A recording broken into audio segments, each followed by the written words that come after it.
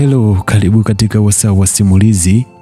Naikualika ni mimi Vasco Sagwile. Simulizi yetu siku mbili kabla ya harusi. Ukipenda naweza kuniita Mr. King Vam, utakuwa umetisha sana.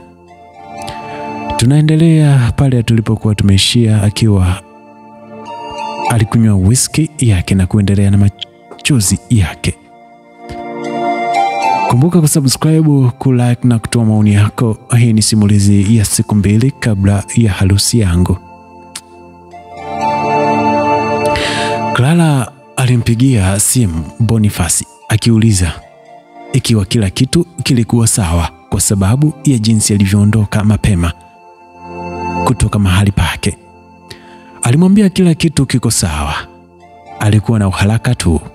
Pia alimwambia jiandae kwani ataenda kumuona mama yake baada ya siku mbili. Boniface alijua alikuwa karibu kucheza mchezo hatari. Alihitaji kumuoa Clara haraka iwezekanavyo kabla ya dhambi zake hazijafichuka. Angalau kumuoa Clara kutamfanya awe upande salama. Atakuwa na uhakika wa mwanae atabeba jina lake. Alimpigia simu mama yake akimwambia alikuwa akimleta msichana ambaye angependa kumuoa. Mama yake alisikia akiwa na furaha kwa simu kwamba mwanae angetulia hivi karibuni. Siku iliyofuata Boniface alikwenda kukutana na ambaye alikuwa amemwita kwa kazi hiyo. Kazi ilikuwa genge ambalo liliwasiliana kwa kazi za wizi au mauaji. Aliwaambia atawalipa milioni 5 ili kumuoa rafiki yake Steven. Aliahidi kuongeza milioni 1 zaidi ikiwa wataifanya kazi kikamilifu. Desmond alikuwa anatembelea kituo cha polisi huko ni upande wa pili mara nyingi sana tangu siku alipoenda kutoa malalamiko. Alikuwa ni mara ya kwanza kusikia kitu kipya. Mtu fulani alikuwa amepiga simu kwenye kituo hicho ili kuthibitisha ikiwa dau hilo lilikuwa la kweli au la mzaha tu. Polisi walijaribu kuifuatilia namba hiyo lakini hawakuweza kumpata. Tangu wakati huo Desmond hajawa na amani. Alihitaji kujua ni nani aliyehusika na ubakaji huo wa Clara. Basi Desmond hajapata ujasiri wa kutembelea nyumbani kwa Clara tangu alipofuatilia na kujua alilokuwa akiishi. Alijua alikuwa amemchukia kwa yote aliyomfanyia. Madam Yovini aliweza kuona maumivu ambayo mtoto wake alikuwa akipitia. Alijaribu kila awezalo kumfurahisha lakini yote hayakufaulu. Basi baada ya siku chache simu ilipigwa na Desmond. Alikuwa ofisini kwake. Ilikuwa kutoka kituo cha polisi. Aliitwa na polisi wakamwambia kuwa yule mtu amepiga.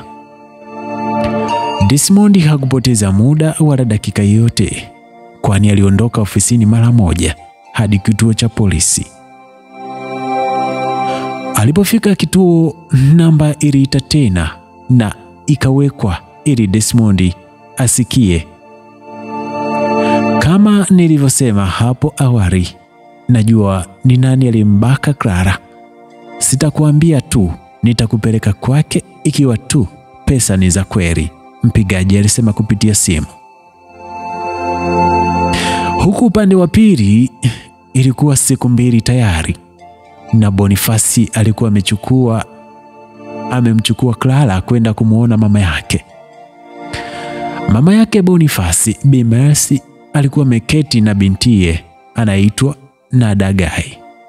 Wakati Boniface alipoingia na Clara na Damian. Mama za jioni, Clara alisalimia mara tu alipoingia ndani. Jioni ni njema binti yangu, unakaribishwa, Bi Mercy alijibu kwa tabasamu kubwa. Karibu dada, Nadage alisalimiwa pia. Baada ya mazungumzo mafupi ya chini, Bi Mercy ambaye hakuweza kuacha kumtizama mvulana mdogo ambaye Clara alikuwa amembeba, alimuuliza, "Je, ni mwana wako?" "Ndiyo," Clara alijibu kutikisa kichwa. Bi Mercy alimtizama mwanae huku swali likiandikwa usoni mwake. Kwa nini atamleta mama asiye na mwenzie kama bibi harusi?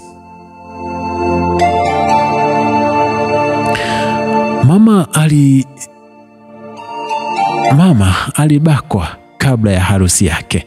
Mumewe alimwacha kwa sababu ya kile kilichompata, lakini nimekuwa nikimpenda sana. Nadhani nitampenda awe wangu. Na kabla ya kuuliza hajabeba STDE, Bonifasi yote aliyojibu kwa ujasiri. Clara alimtizama Bonifasi akishangaa. Alijuaje hajawahi kuwasiliana na STD yoyote kwa sababu hakuwahi kujadiliana naye? Bi Mercy alitikisa kichwa kwa huruma baada ya kusikia hadithi ya Clara. Baada ya kifo cha baba yake Bonifasi, ni ndugu zake Bi Mercy waliomsaidia kumlea mtoto wake ambaye anaonekana kumfanya ajivunie, na sasa anamtunza yeye na mdogo wake. Bi Mercy alikuwa mwanamke aliyejawa na huruma. "Natumai ungempenda na kumtunza mwanangu kama mimi?" alimuuliza Clara. "Basi Clara." "Nitamjibu Clara polepole." Mlango uligongwa na Dage akaenda kuchukua mlango. Ndipo alipoona polisi wakiingia ndani na mwanaume alionekana kukasirika. "Unafanya nini hapa?" Clara alishangaa kumuona Desmond.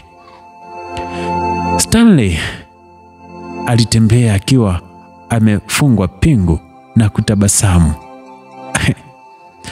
Moyo wa Bonifasi ulizama ndani ya tumbo lake. Aliendelea kutazama kwa kuchanganyikiwa. Siku ambayo Bonifasi alikuwa ameita genge hilo kwenda kumuua Stanley, walikuwa wameenda kutekeleza mipango yao ili tu Stanley awatambue. Aliwaambia anamfahamu kiongozi wao wa genge. Alimpigia simu kiongozi wao wa genge akimwambia kuhusu ofa ya kumwagilia mdomo ambayo polisi walikuwa nayo. Kwa hiyo aliruhusiwa kutembea huru baada ya kuumizwa kuwa Bonifasi atataka kumuua. Aliamua kwenda kuripoti kituo cha polisi.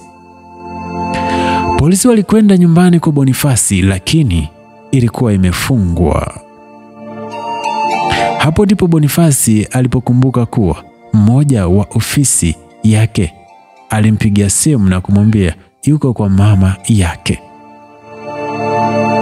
"Mwanaharamu huyu ndiye aliyekubaka," Desmond alimwambia Clara akimnyoshia kidole Bonifasi. Bonifasi alisimama akiwa ameganda mara tu Clara alipogeuka akimtizama. "Niambie." "Amelala," Clara alisema akimtizama Bonifasi machoni pake.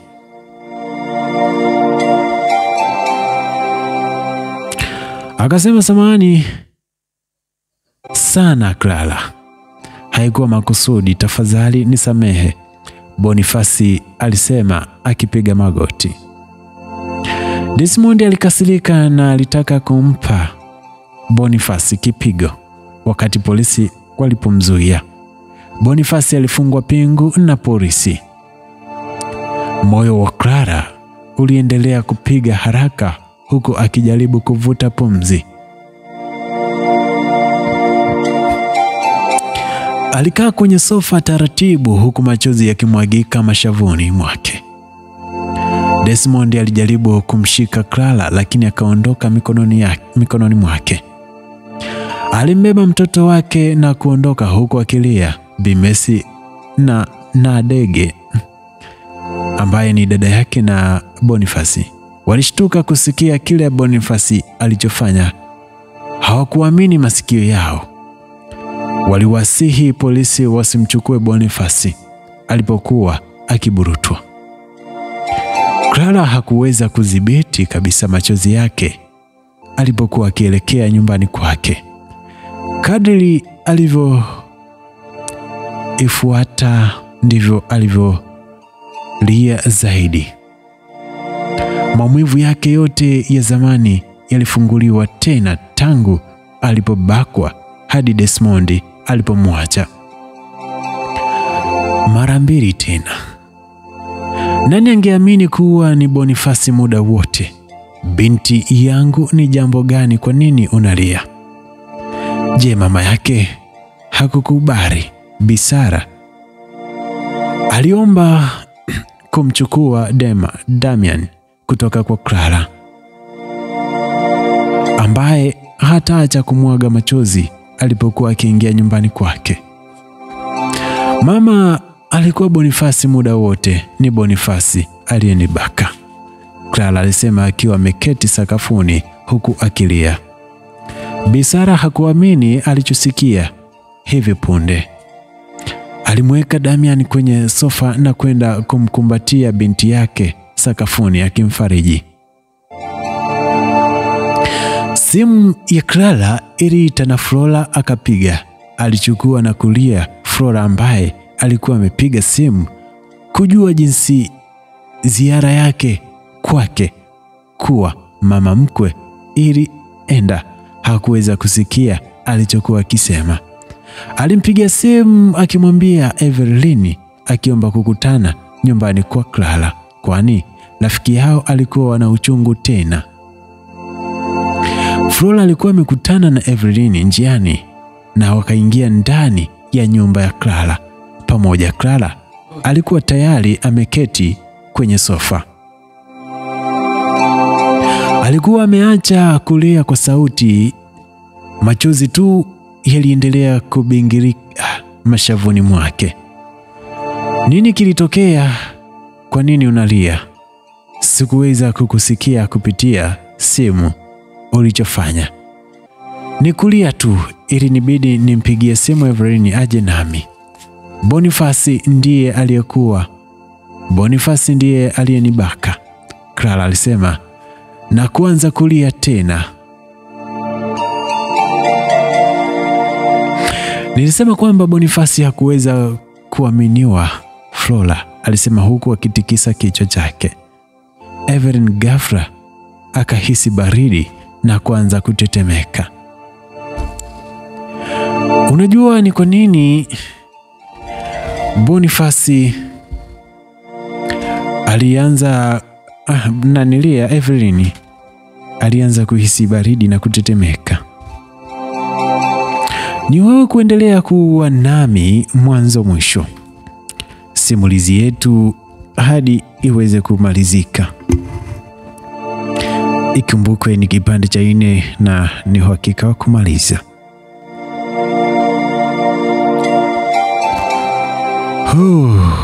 Evelyn alikuwa amenaswa na Filipo, rafiki wa Boniface, akimsaliti mpenzi wake.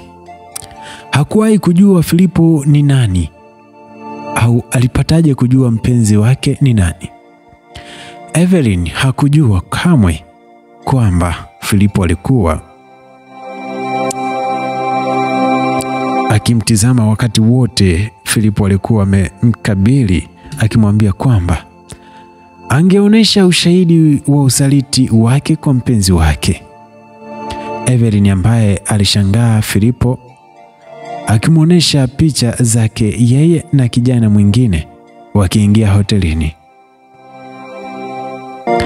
Alimsihi Filipo asivunje uhusiano wake na Francis kwa sababu anampenda sana na hatataka siri yake ifichuke. Alikuwa amekaa miaka 4 na Francis ambaye alikuwa ameahidi kuolewa naye. Filipo alimwambia Evelyn kwamba njia pekee ya kufuta picha hiyo na ushahidi mwingine ni ikiwa atamsaidia Evelyn. Evelyn alikuwa tayari kufanya lolote ili kulinda uhusiano wake. Kwa hiyo akamuuliza Filipo alitaka nini kutoka kwake.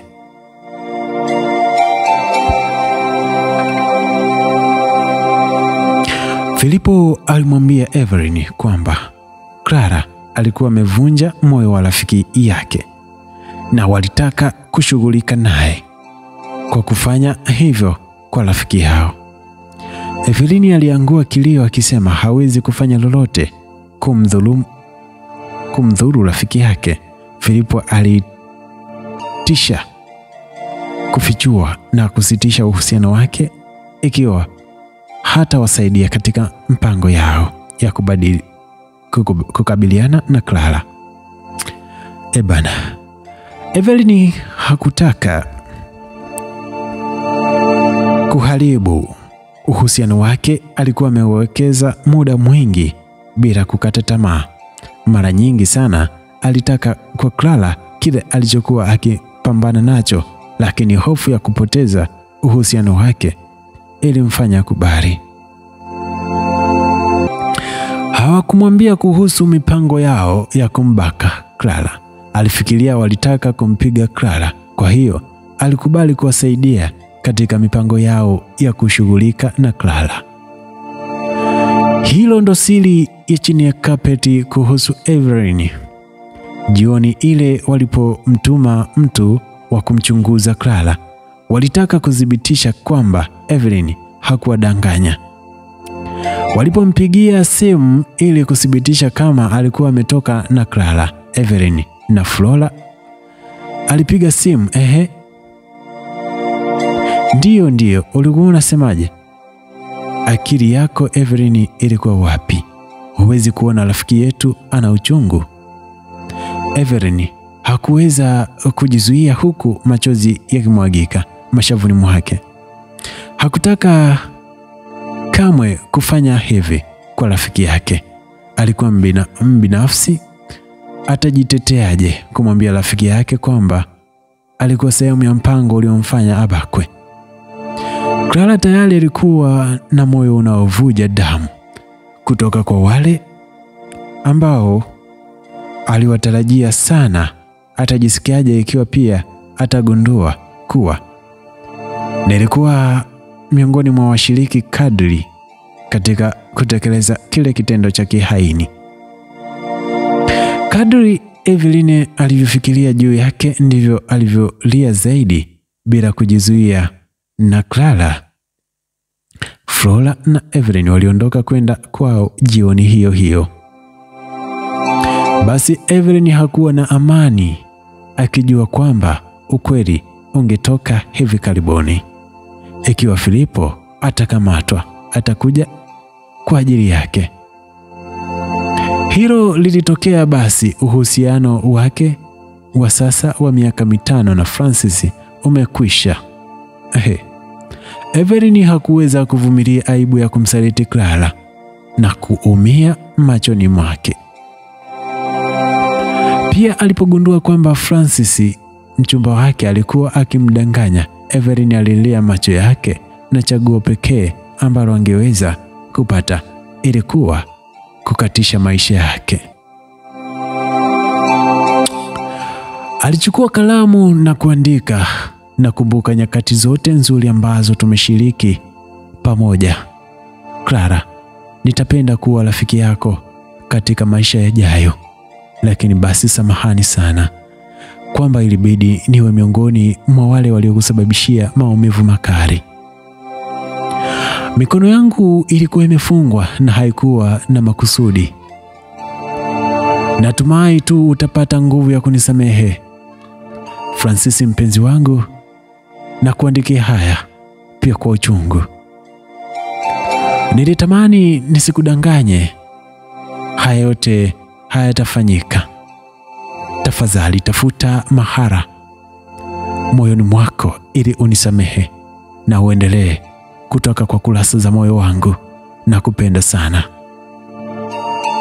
Evelyn hakuweza kudhibiti machozi yake kuhusu kilichoendelea kunyunyiza kipande cha karatasi machozi. Alichukua simu yake na kupiga namba ya Flora ambaye alikuwa anatoka tu bafuni. Alipokea simu. Kwa heri. Kwa heri. Ndio maneno pekee ambayo Evelyn alimwambia na kukata simu. Simu ziliendelea kuingia kwenye simu ya Evelyn, lakini tayari alikuwa amefunga kamba kwenye sering yake, yani kwenye shingo yake. Aliweka kwenye shingo yake akiwa amesimama kwenye kisturi kidogo cha pembeni. Alisukuma kwa miguu yake baada ya kuifunga kamba vizuri shingoni. Alijitahidi kupata pumzi yake huku akipigiwa na butwa. Flora ambaye aliendelea kupiga simu bila mtu yote kupokea simu zake, alipata wasiwasi na kumpigia simu Clara, akamwambia maneno ambayo Evelyn alimwambia kwenye simu na kukata simu. Alimwambia Clara ajaribu kumpigia simu Evelyn ili ajue ikiwa atachukua na kuipokea. Clara alipiga simu mara nyingi, lakini hakuna aliyechagua simu hiyo. Alimpigia simu Flora akimwambia kwamba hakuna mtu aliyekuwa akipokea simu hiyo. Flora alimwambia Clara kuwa angemchunguza Evelyn, na Clara akamwambia pia atakuja. Wote wawili walikutana na kuamua kwenda kwa nyumba ya Evelyn usiku sana. Flora aligonga mlango, lakini hakuna aliyejaribu kufungua. Clara aliinamisha mpini wa mlango na ukafunguka. Mlango haukuwa umefungwa. Mara tu walipofungua mlango, walimuona rafiki yao akiwa amejinyonga. Wote wawili walilia na kumshusha chini haraka. Amka Evelyn, kwa nini unachukua maisha yako? Clara aliuliza, kulia na kumtikisa Evelyn. Flora ambaye pia alikuwa akilia alitazama na kuona kipande cha karatasi kikiwa kimewekwa vizuri juu ya kitanda. Alichukua na kusoma yaliyomo kwenye karatasi. Alikaa akiwa ameganda, na Clara akachukua karatasi kutoka kwake na kusoma yaliyomo. Clara hakuweza kudhibiti machozi yake. Moyo wake ulikuwa ukimuuma kweli kweli. Hajui kama anapaswa kuhisi maumivu kwa sababu rafiki yake alimletea maumivu au kwa sababu amepoteza mmoja wa marafiki zake wa karibu zaidi. Ujumbe wa Evelyn haukuwa wazi, haukuweka na hakuweza kueleweka jinsi alivyosababisha maumivu yake. Alitamani tu aamke na kujibu orodha ya maswali aliyokuwa nayo. Clara na Flora walilia kwa chungu sana walipokumbuka nyakati zote nzuri za amani zilizokuwa zikijitokeza mbele ya macho yao.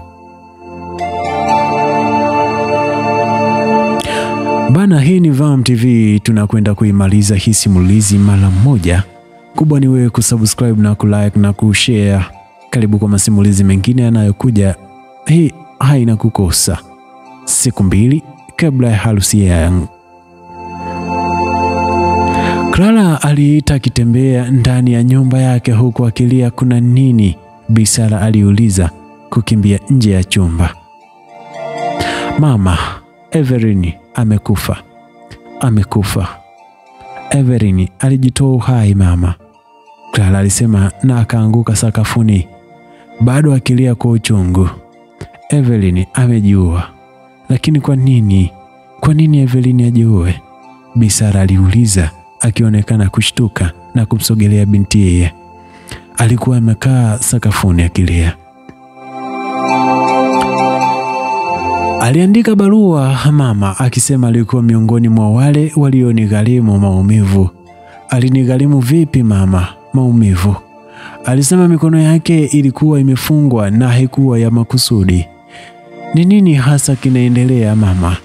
Kwa nini nimezungukwa na maumivu? Kwa nini kesi yangu ni tofauti? Je, ninaweza kupata furaha?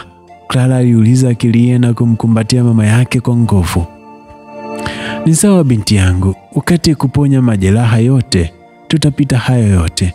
Ondoa mawazo. Kumbuka bado una Damian wa kumtunza, Bi Sara alisema huku akiwa akimshikilia sana Clara. Upande mwingine, usiku mzima Bi Mercy hakuweza kulala. Aliendelea kulia tangu aliposikia kwamba mwanae alikuwa amembaka msichana. Alikatishwa tamaa na mwanawe kwa sababu hakuwahi kumlea mnyama, lakini basi hajasikia sababu yoyote kutoka kwa mtoto wake. Alichukuliwa kutoka nyumbani huku akilia bila maelezo yoyote. Anahitaji sana kuelewa kilichotokea na jinsi ilivyotokea. Asubuhi iliyofuata Bi Mercy alitayarisha chakula na kupeleka kumwona Boniface kwenye kituo cha polisi akiwa na bintiye anayefahamika kwa jina la Nadagi. Boniface alimwambia mama yake amekuja kumwona. Alitoka nje kumwona mama yake akifunika uso wake kwa aibu. Niambie kwamba huna hatia ya kile walichokishtumu? Bi Mercy aliuliza huku machozi yakimtoka mashavuni. Samahani sana mama, samahani sana. Alimkatisha tamaa mama yake, Boniface alisema na machozi yakiteremka kwenye shavu lake.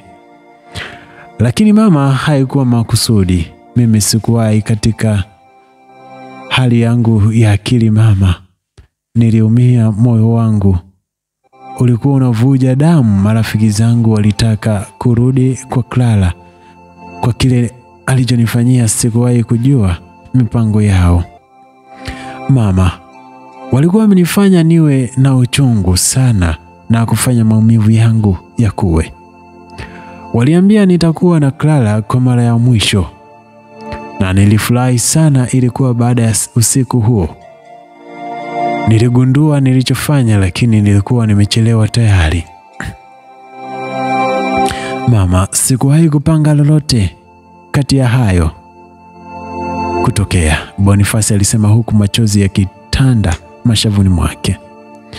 Bi Mercy na Nadage hawakuweza kujizuia kujiunga na Boniface kumwaga machozi.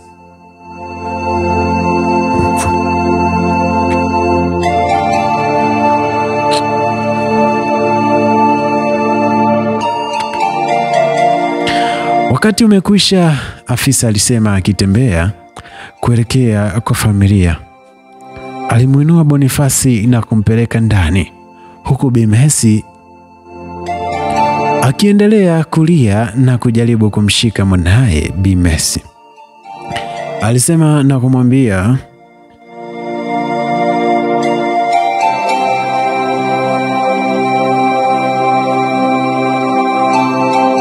basi Bi Mercy alisimama na kuamua ni busara kwenda kumwona Clara na kueleza kile kitu kilichompata.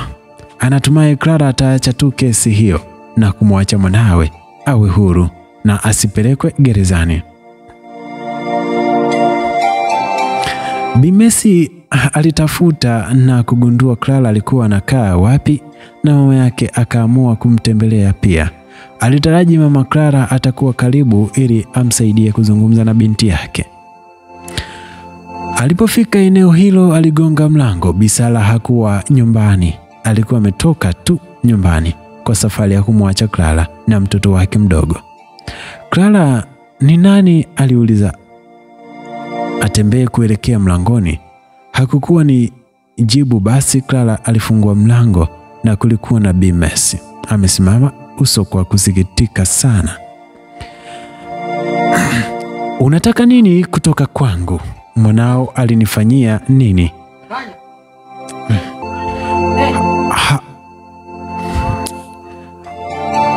Kusikitika. Unataka nini kutoka kwangu? Mwanao alinifanyia nini?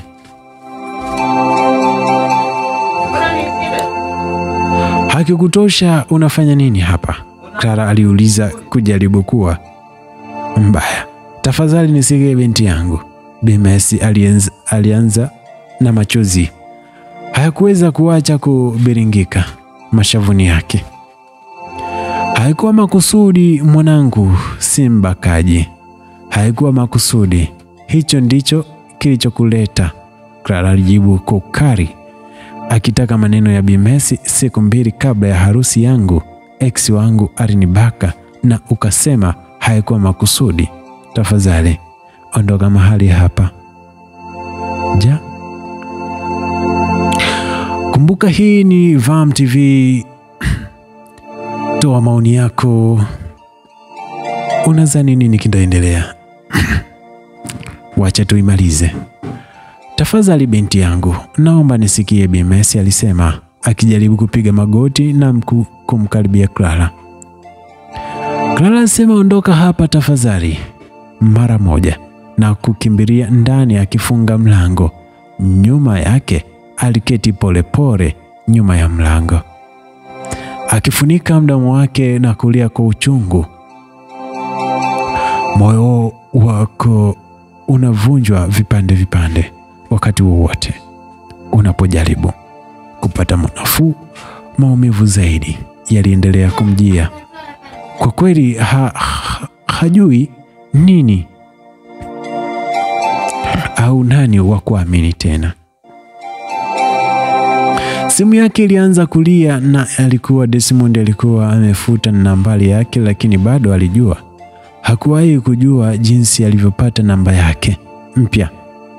Alifuta machozi yake na kuichukua simu ile kusikia anachosema. Desmond, habari Clara, natumai unafanya vizuri. Clara, niko sawa, alijibu hivyo Clara, bado anafuta machozi yake. Desmond, nimepiga simu hii kuhakikisha kuwa rafiki mwingine wa Boniface amekamatwa. Jina lake ni Filipo. Nitahakikisha wote waliokufanyia hivyo wataozea gerezani, na hiyo ni ahadi.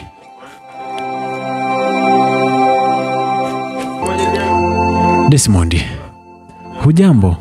Bado upo? Clara, yes. Desmond anasema, sitaondoka upande wako tena, nitawaleta wote kwenye nafasi. Clara anajibu sawa. Baada ya kimya kifupi, Clara alikata simu. Aliweka simu yake sakafuni na kuanza kulia tena. Alifurahi kwamba wote waliohusika katika kumsababishia maumivu walikuwa tayari wamekamatwa. Lakini basi vipi kuhusu baba wa mtoto wake? Ikiwa Boniface atapelekwa gerezani, atamwambia Damian nini atakapokuwa?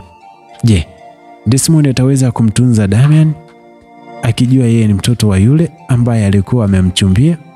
Lakini basi Evelyn alisema haikuwa makusudi. Mikono yake ilikuwa imefungwa. Ndivyo alivyofanya Mama Boniface, ambaye alisema mwanawe hakufanya hivyo kimakusudi. Maswali ni mawazo mengi yalianza kichwani kwa Clara. Suluhisho na majibu pekee yalikuwa nayo kwa sasa ni machozi yake ambayo yaliteremka mashavuni bila kudhibitiwa.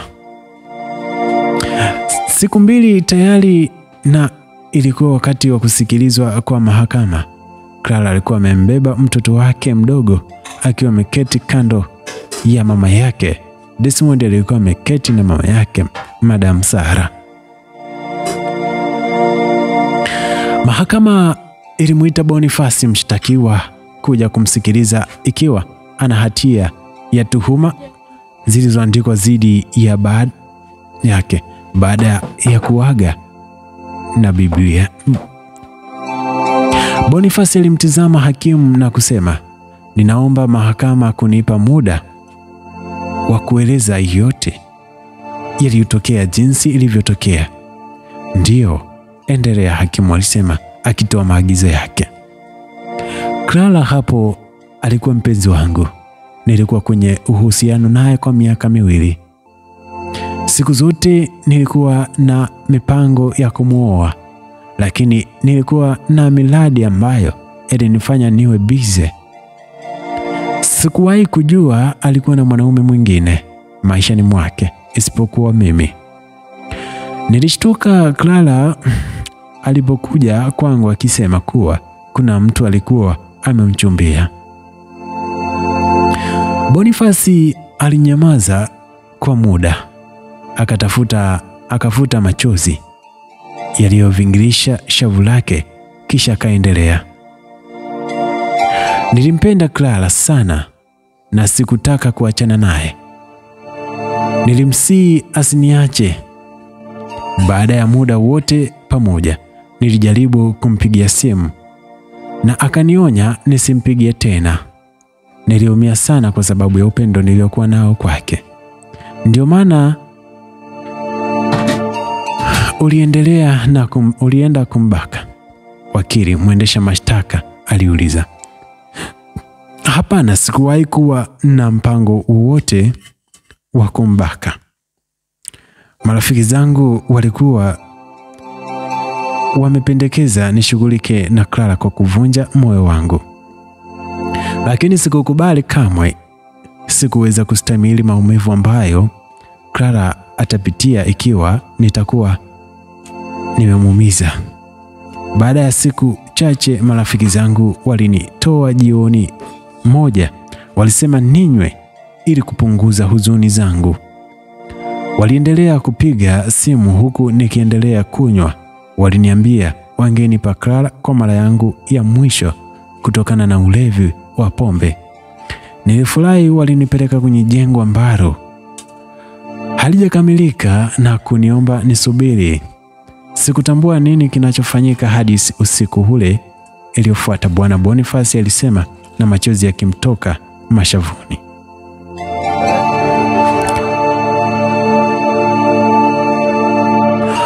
Mungu ulituonea wivu tu. Desmond alipiga kelele kutoka nyuma. Nyamaza. Jaji alipiga kelele na Desmond akaonywa. Clara aliitwa kutoa maelezo ya kile kilichompata usiku huo. Aliingia na kuapa kutosema chochote ila ukweli. Alifuta machozi yaliyokuwa yanamtoka machoni. Nilikuwa nikipiga simu. Ilipoingia kwenye simu yangu ni rafiki yangu marehemu Evelyn. Alinipigia simu. Alipiga simu kunikumbusha kuwa tumesahau kitu kilichohitajika kununua sokoni. Ilibidi niache na niachane. Nilikuwa nikimpikia mama yangu na kuondoka kwenda kukutana na Evelyn sokoni. Nilikuwa bado na Evelyn. Simu yake ilipolia akaniacha akisema alikuwa na uharaka. Kulikuwa na msongamano mkubwa wa magari siku hiyo, pamoja na hali ya hewa ilionekana kama kwamba mvua itanyesha. Kwa hiyo ilinibidi nirudi nyumbani. Vijana wawili walivaa barakoa walinizuia. Walinizidi nguvu na kunipeleka kwenye jengo ambalo halijakamilika. Karibu niliwasihi wasinibake. Nguo zangu zilichanwa na kubakwa. Ni wangapi kati yao walikubaka? Wakili aliuliza. Mmoja tu kati yao. Rafiki yangu Evelyn alijua alifanya suicide kwa sababu ya Clara, alisema na kuendelea kulia. Clara alitolewa nje ya box. Mahakama iliendelea na mapumziko dakika 30. Baada ya dakika 30 ilikuwa ni wakati wa kusikilizwa kwa kesi hiyo. Filipo aliitwa. Filipo pia aliapa kwa Biblia kutosema chochote ila ukweli. Sikuwahi kujua hili litafika hadi hatua hii, Filipo alisema akitikisa kichwa. Nilikuwa nimemshika Evelyn akimsaliti mpenzi wake ambaye ni rafiki yangu wa mbali mara nyingi sana. Ilinibidi tu kuwapiga picha Clara alipovunja moyo wa rafiki yangu. Nilitaka rafiki yangu amrudishe Bonifasi. Alikataa kumzuru. Clara alisema atamshinda kwa muda. Alimtakia heri katika uhusiano wake mpya, lakini hasa sikuridhika. Nilitaka Clara afundishwe somo. Alikuwa kwenye uhusiano na rafiki yangu, lakini alikuwa na mwanaume mwingine. Evelyn kwa upande mwingine pia alikuwa akidanganya. Kwa hiyo nilipanga na Stanley kumbaka Clara siku 2 kabla ya harusi yake. Nilimlaghai Evelyn na picha nilizopaswa kumfanya ajiunge na mpango huo. Baada ya ubakaji, nilimwambia Evelyn amwambie Madam Yovine kuhusu ubakaji huo ili kusimamisha harusi, lakini Evelyn alisema hatoenda mbali. Hivyo nilikuwa nimepata nambari ya Madam Yovine na kumtumia ujumbe.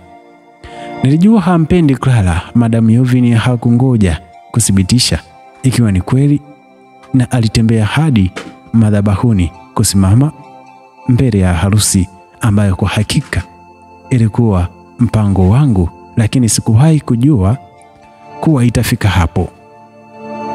Filipo alisema na machozi yakashuka shavuni mwake. Desmond aligeuka na kumtizama mama yake ambaye aliinamisha uso wake kwa aibu. Clara alikumbuka kile rafiki yake aliandika. Haikuwa makusudi, mikono yangu ilikuwa imefungwa. Ilimaanisha tu kwamba rafiki yake alikuwa akijaribu kulinda uhusiano wake wa miaka 5. Aliangua kilio akigundua kuwa rafiki yake alikuwa akidanganywa. Ilikuwa zamu ya Stanley kutoa ushahidi. Aliona jinsi Filipo alivyosema ukweli. Tayari alikuwa amemsaliti rafiki yake Bonifasi. Ingawa Bonifasi alijaribu kumuua, yeye ndiye aliyejiletea mwenyewe kwa mshtuko wa Desmond. Stanley alisema ukweli. Alikuwa anaenda kusimama na marafiki zake badala ya kuchukua pesa ambazo Desmond alikuwa amemwahidi. Hakimu alichukua muda wake kisha akatoa hukumu yake. Bonifasi na wale ambao walikuwa wamemsaidia katika rape ya Clara wote walikuwa kifungo cha miaka 8 jela kwa kosa la uharaini. Kama uharaini sijui ni nini, ama basi usaliti. Clara alianguka kilio huku Bonifasi akitolewa nje na watu wengi. Bimesi na Nadege hawakuweza kuzuia machozi yao. Pia kwa mshindi wao wa mkate alikuwa akihukumiwa kifungo. Desmond alikuwa na furaha na hatimaye sasa ana Clara peke yake. Desmond alikaribia kumfariji Clara, lakini alimsukuma mbali. Unataka nini kutoka kwangu? Uliniacha madhabahuni kwa sababu ya kubakwa. Hungeweza kusimama karibu nami. Uliniacha tena ulipogundua kuwa nilikuwa mjamzito wa yule ambaye alikuwa amenifanyia ubakaji. Sasa umefanikiwa kumpeleka gerezani. Je, unadhani unaweza kukaa na mwanae? Unafikiri unaweza kukaa bila kunikumbusha kuwa mimi ni mwasilika wa ubakaji? Lakini nakupenda sana Clara. Nimegundua makosa yangu. Siwezi kuishi bila wewe. Clara, tafadhali. Desmond alisema na kupiga magoti. Unanipenda?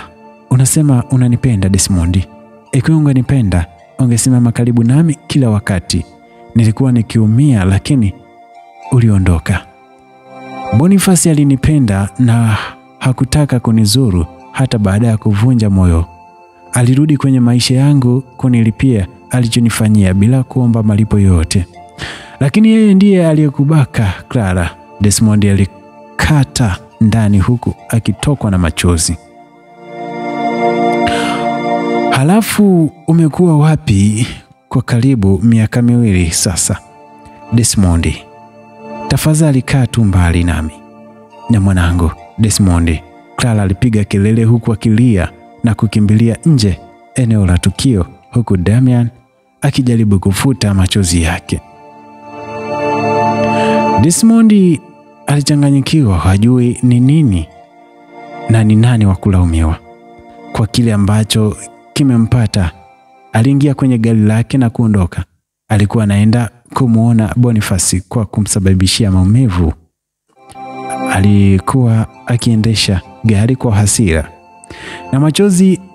Alijaribu kufuta machozi yake na kupoteza udhibiti wa usukani. Alikwenda kugonga trailer iliyojaa. Desmond alifariki hapo hapo. Madam Melvin alipata habari hiyo na kulia macho yake. Alijilaumu kwa kifo cha mtoto wake. Clara alisikia habari za kifo. Alijilaumu kwa kifo cha Desmond. Hayo yote hayangetokea ikiwa tu angemaliza uhusiano na Boniface kwanza kabla ya kuingia kwenye mwingine. Clara aliumia kumgoja Boniface hadi miaka 10 iishe kama adhabu yake. Miaka 3 baadaye ilikuwa Jumapili na Clara alikuwa akisafisha nyumba wakati mtu aligonga mlango wake. Alienda kufungua mlango na tazama Boniface alikuwa amesimama mbele yake. Kulikuwa na mabadiliko mapya ya serikali na wafungwa wote waliruhusiwa kuchukuliwa huru. Clara alimkumbatia Boniface kwa nguvu, machozi yakamwagika mashavuni mwake. Furaha ikawa hapo, ndoa ikaendelea. Sasa ni Boniface na Clara. Maisha yapo, na niseme sina la ziada, ni kukutakia uwe nami wakati mwingine na wasaa mwingine. Asante sana kwa lisali zima hili la simulizi yetu. Mungu akubariki.